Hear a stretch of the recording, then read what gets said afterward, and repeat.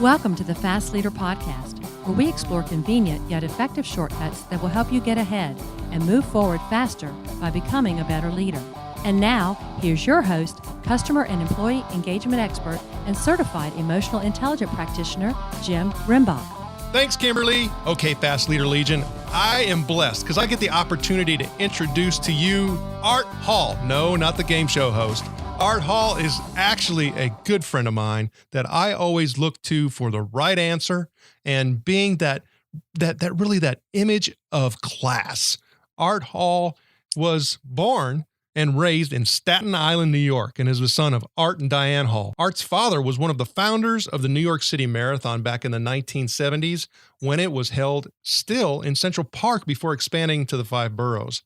Like his father, Art ran cross-country, indoor and outdoor track in high school and undergrad, and graduated from Binghamton University, but his career actually started in the law profession for Deckard, Price, and Rhodes in New York City. He eventually moved to Atlanta, where he found his way to First Data and got exposed to contact center operations and leading customer care. Art has more than 19 years of industry experience and is currently the director at Alvarez & Marsal, where he specializes in strategy and performance improvement. Prior to joining them, he was with NetBank, and that's where I had the opportunity to meet Art. He was part of one of the first financial institutions to be on the internet.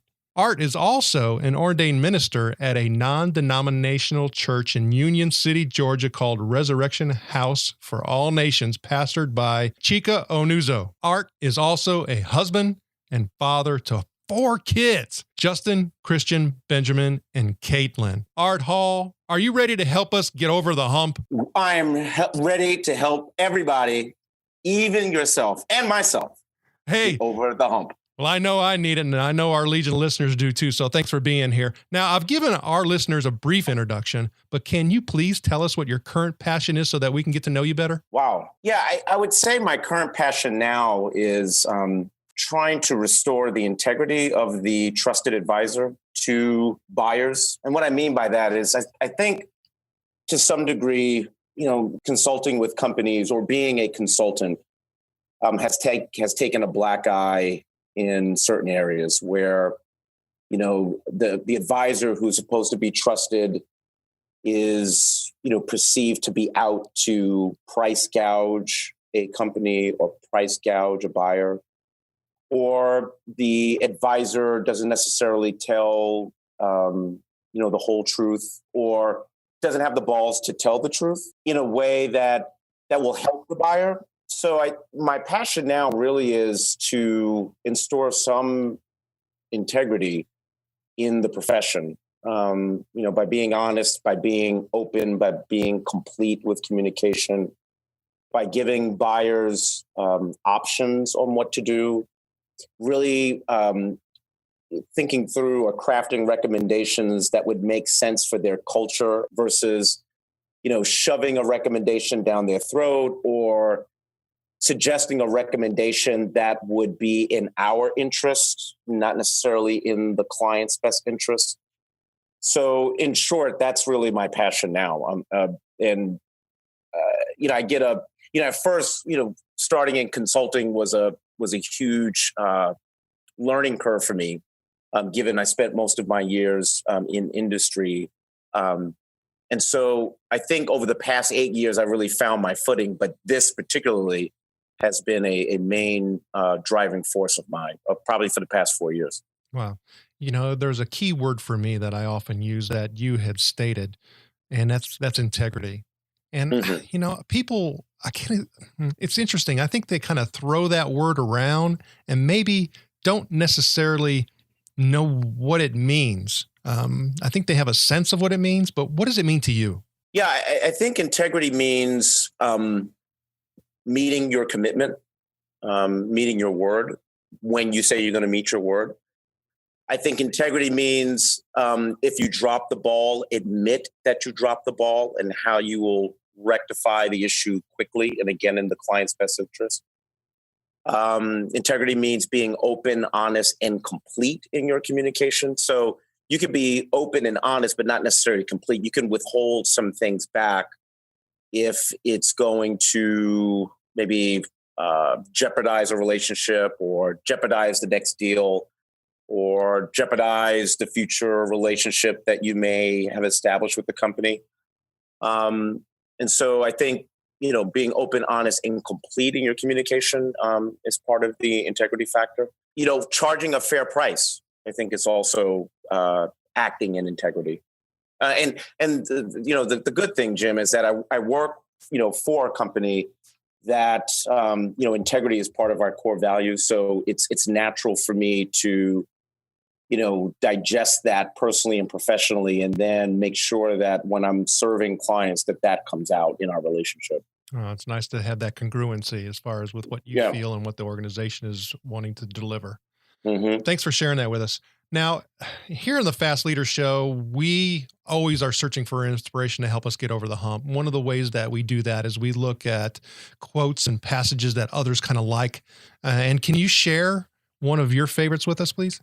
Yeah. So it's funny. So when I first started at Alvarez & Marsal, the CEO of business consulting, his name is Tom Elsenbrook. One of the things that he told a large group, and I never forgot it, he said, the question that you are hesitant to ask, that is the very question you should ask. And that really stuck with me, because many times you can be in a situation, a client situation, or even a personal situation, and there may be thoughts or questions or comments that are going on in your head, but for whatever reason, there may be some reticence or some fear in asking that very thing. But if in any relationship, be it personal or be it professional, if you're really trying to understand where the other person is coming from, that question that you're thinking about that you may be hesitant to ask, that's the very question that you need to ask to unpack or uncover, another person's perspective or another person's side of things in order to,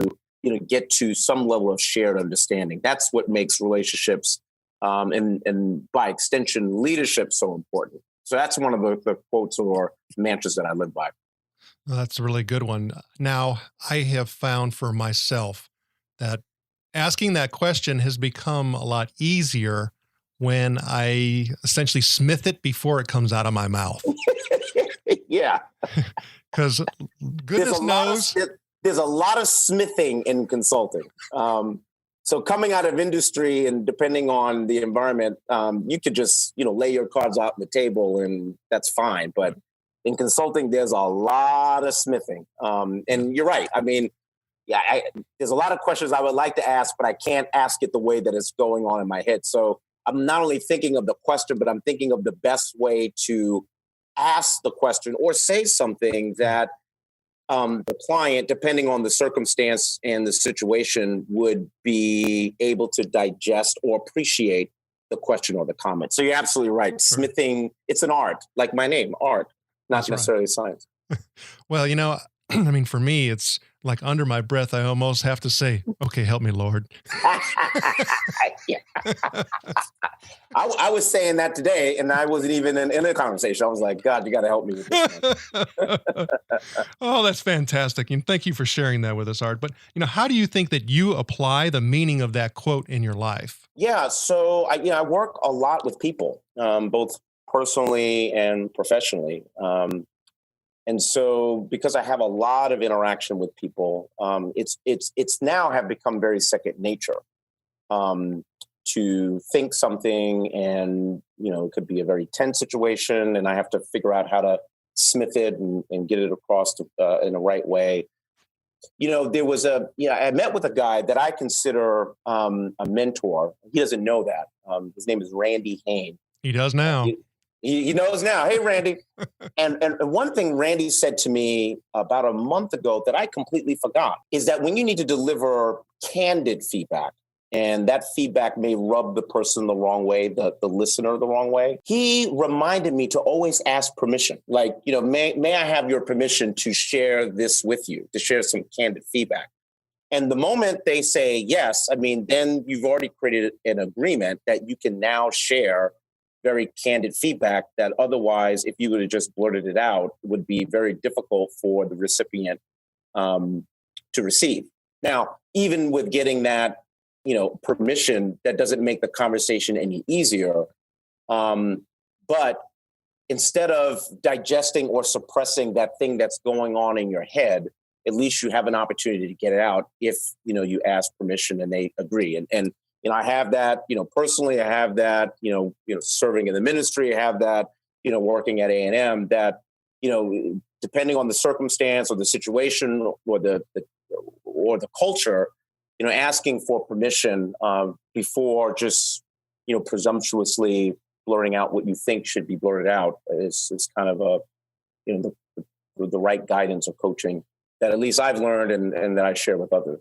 And I think, thanks for doing that and sharing that, because those are some of the things that we kind of want to be able to bring to light at the Fast Leader Show, is that it's not a scenario of trying to do things quickly and creating shortcuts per se. Oftentimes our life hacks just have to do with knowledge and knowing how to do it right. Yeah, exactly. And so that means we often have humps that we have to get over, and they become, learning and teaching moments that kind of guide who we are and what we do today that we wouldn't necessarily want to ever repeat. Right. Yeah. Right. So can you think of a moment in your life where you had, that hump to get over, where it kind of helped you be the person you are today? Could you share that story with us?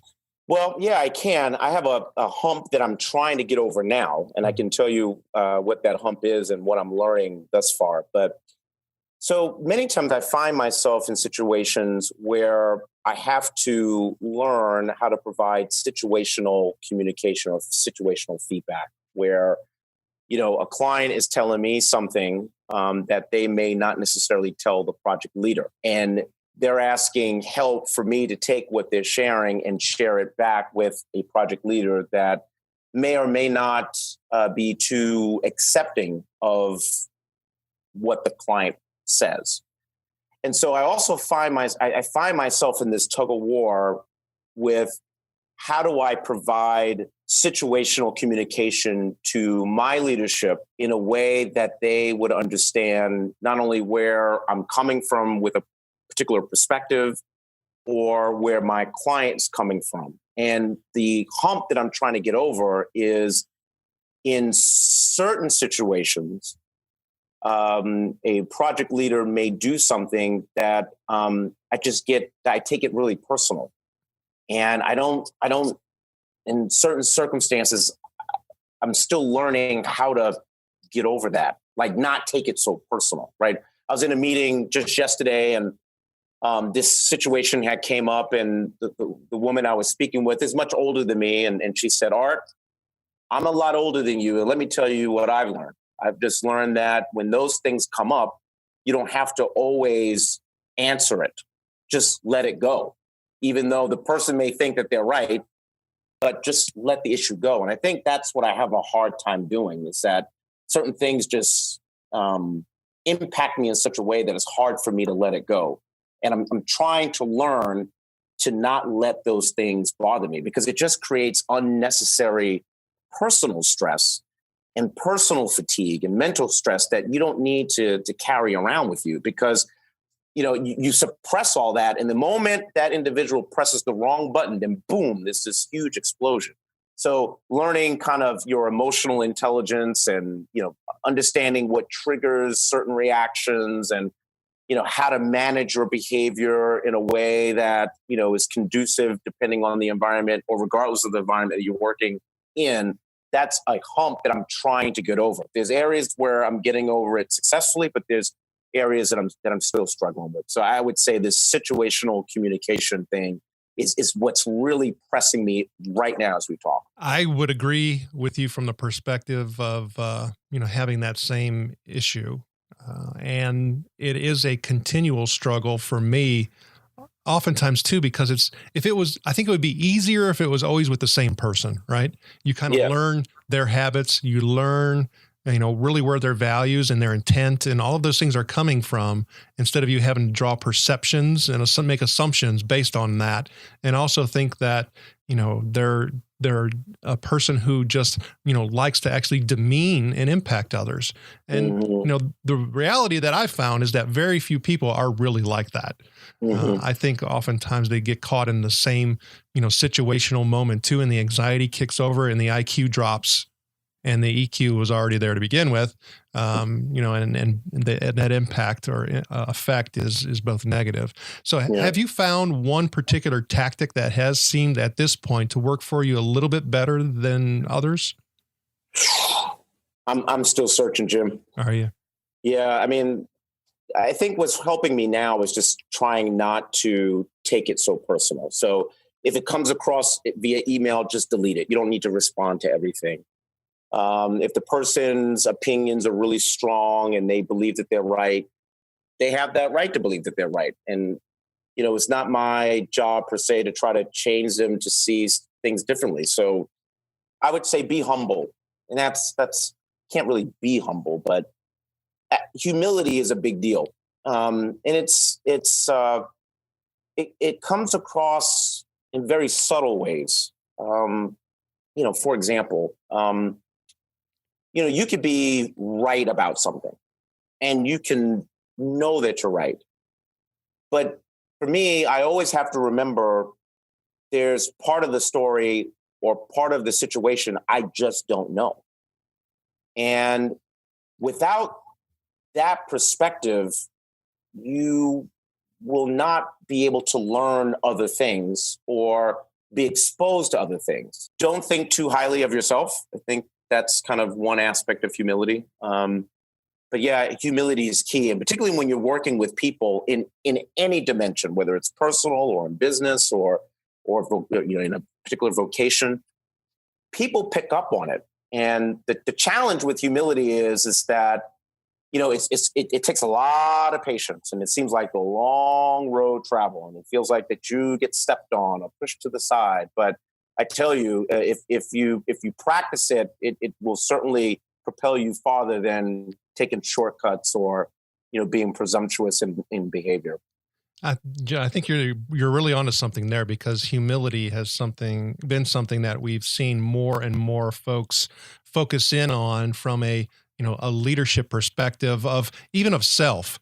We start talking about mindset, a growth mindset versus a fixed mindset, and all that leads into that humility component and understanding that perfection could actually drive you absolutely crazy.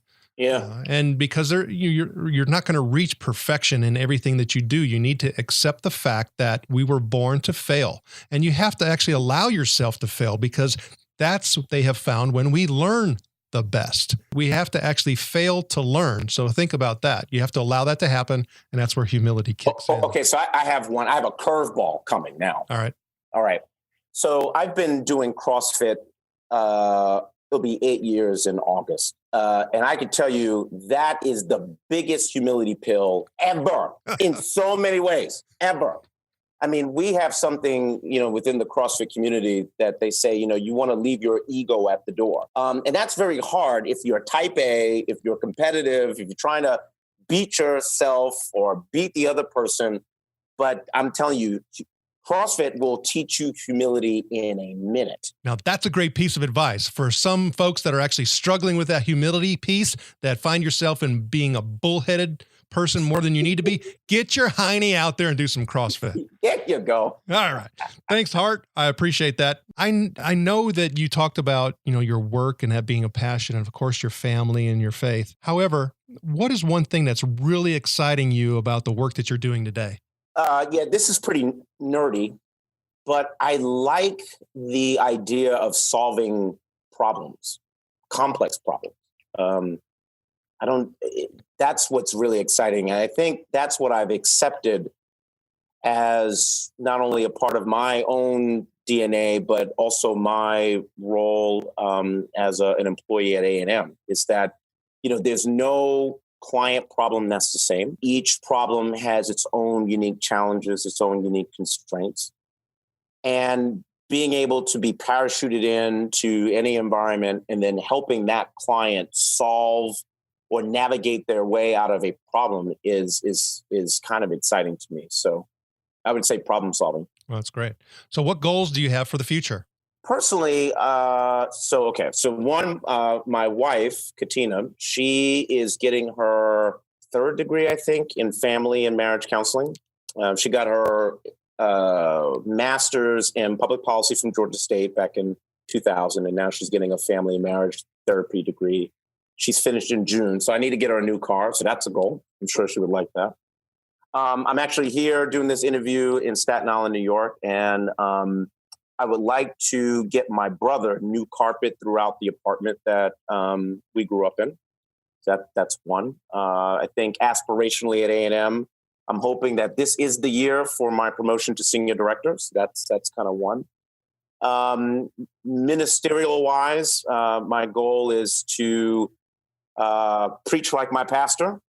So I'm getting better, but still not there yet to where he's at. I think he's awesome. So that would be another goal. The entire Fast Leader Legion wishes you the very best. Now it's time to transition to the Hump Day Hoedown.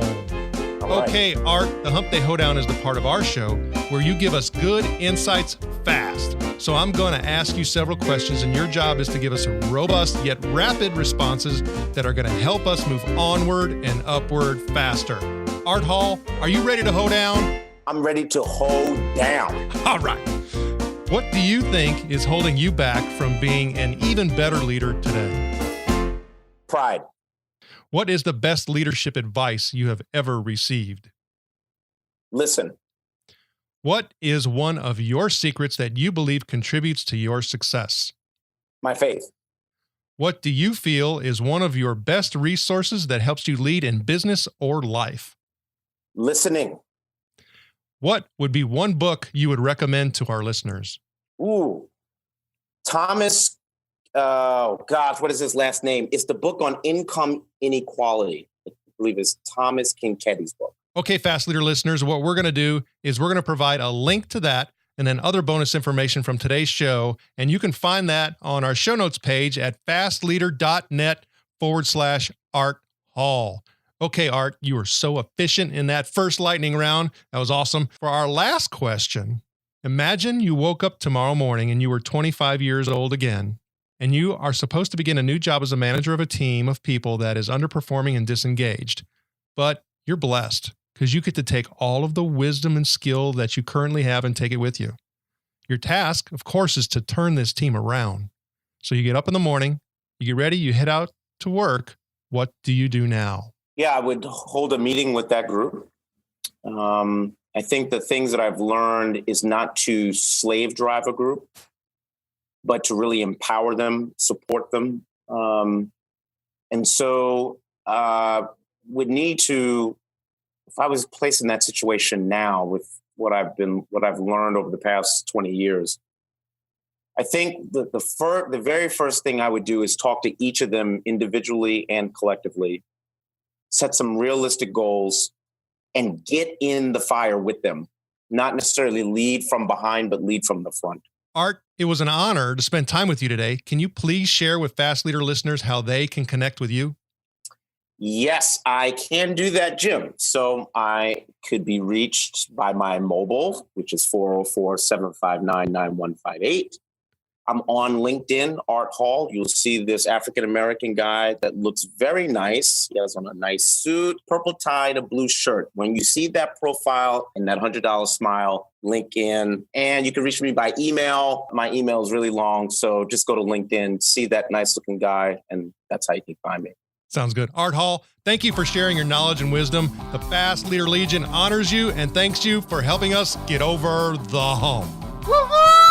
Thank you for joining me on the Fast Leader Show today. For recaps, links from every show, special offers, and access to download and subscribe, if you haven't already, head on over to fastleader.net so we can help you move onward and upward faster.